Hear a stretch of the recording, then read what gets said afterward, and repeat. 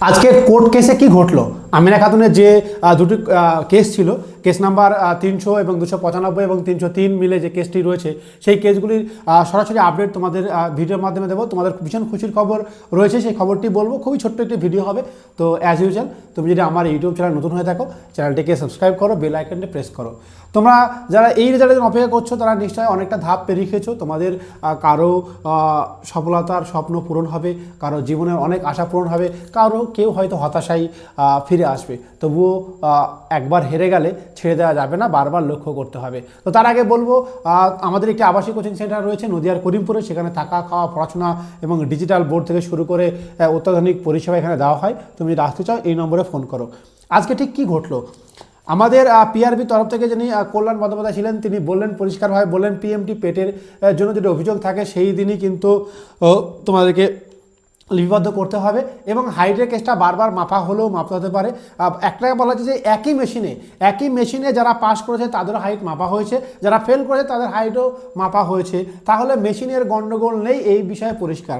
যেহেতু মেশিনের গণ্ডগোল নেই, সুতরাং এই ধরনের দাবি যে ভুল মাপা হয়েছে বা অবিচার করা হয়েছে, এর পুরোপুরিভাবে যুক্তিহীন, এই কথাটা বলেছে। এছাড়া দিল্লি কোর্টের একটা রায় হিসেবে বলা হয়েছে যে কোনো প্রসেস যদি কমপ্লিট হয়ে যায় বা সম্পূর্ণ হয়ে যায় এবং কয়েকজনের সামান্য অভিযোগ থাকে, তাহলে প্রসেসটা চলতে দিতে হতে হবে।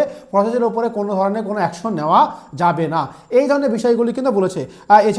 এছাড়াও বলা হয়েছে যে সুতরাং এই বিষয়টাকে নিয়ে জাজমেন্ট বলেছে বা জাজ বলেছে, তাহলে এই ধরনের কথা তো চলে না। তাহলে সুতরাং এই ধরনের কথা কেস নাম্বার 9 পুরোপুরিভাবে ডিসমিস করা হয়েছে। একদম পরিষ্কার কথা, কেস নাম্বার 9 পুরোপুরিভাবে ডিসমিস করা হয়েছে। কেস নাম্বার 10 রাত্রি 8টার পরে অর্ডার কপি লিখছে, অর্ডার কপিতে যা আসবে সেই অনুযায়ী। সুতরাং ধরা যেতেই পারে যে পুরো তিনখানা কেস, মানে আপাতত দুটো কেস বলা যেতে পারে একসঙ্গে, দুটি কেস পুরোপুরিভাবে ডিসমিস হয়ে গেল এবং তোমাদের রেজাল্টের আর কোনো বাধা রইল না। বাকি কেসগুলো, বিশেষ করে সিভিকদের case, court case, EWS case, ওগুলো কোনো এফেক্টই পড়বে না এবং সেগুলোও কিন্তু ডিসমিস হতে চলেছে।